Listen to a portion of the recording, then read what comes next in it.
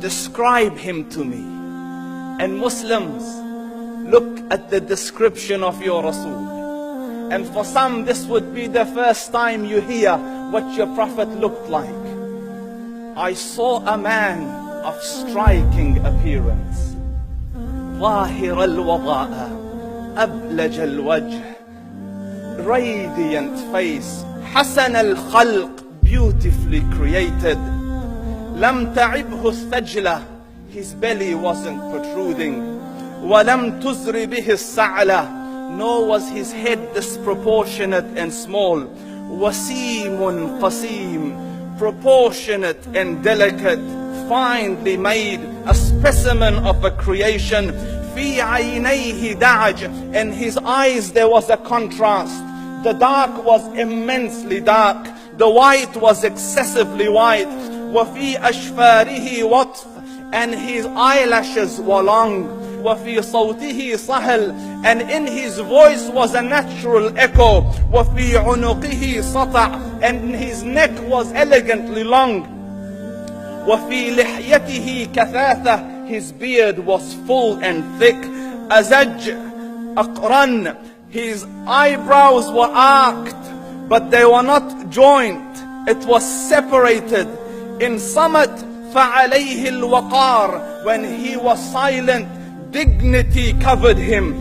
وإن تكلم سماه وعلاه البهاء, and when he spoke, it was audible and clear, almost commanding and overtaking.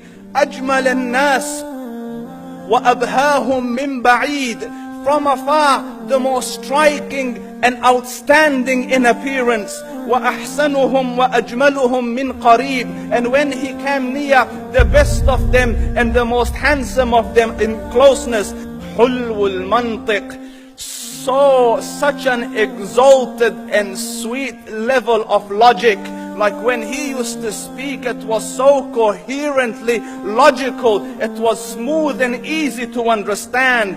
فصل لا نزر ولا هذر, he was to the point, not excessive nor too short. كأن منطقه خرزات نظم يتحدرن, his logic, his utterances, his words were like jewels coming out of a necklace, calculated, polished, one after the other, it would flow magically. ربعة, he was medium in height. Your eye didn't have to strain to look up at him, nor was it tedious to look down at him. He was a comfortable sight to look at. له رفقاء يحفون به, he had friends, the people that were with him, they were working around him to try to serve and protect him. إن قال سمعوا لقوله, when he used to say something, they used to hearken to what he used to say. وإن أمر تبادروا إلى أمره, when he commanded, they used to compete to fulfill the command. This is Muhammad Rasulullah. This is Muhammad Rasulullah. Anas ibn Malik says, he says, I came out one night, it was the full moon night.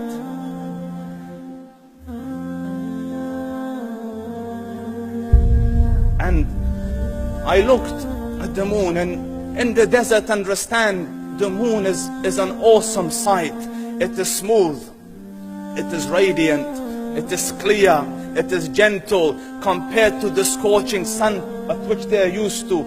So the moon was the epitome of beauty. So he says, I came out at a full moon night and I looked at the moon and I saw it, beautiful, handsome. So I said, let me go see if the moon is more handsome or my Prophet is more handsome. Let me see if that is more beautiful or the Prophet is more beautiful. So I went and I saw him standing afar. So I looked at his face and I looked at the moon, and I looked at his face, and I looked at the moon, and I looked at his face, and I looked at the moon, and he said, Wallahi, he was more handsome than the moon in its entirety. That is just the look of your Rasul. Aisha radiyallahu anha says, I was sewing with the needle, my needle dropped in the dark, I couldn't find it, I said, Ya Rasul, I can't find it. He moved his face close, and I swear, out of the radiance of his face, I found my needle.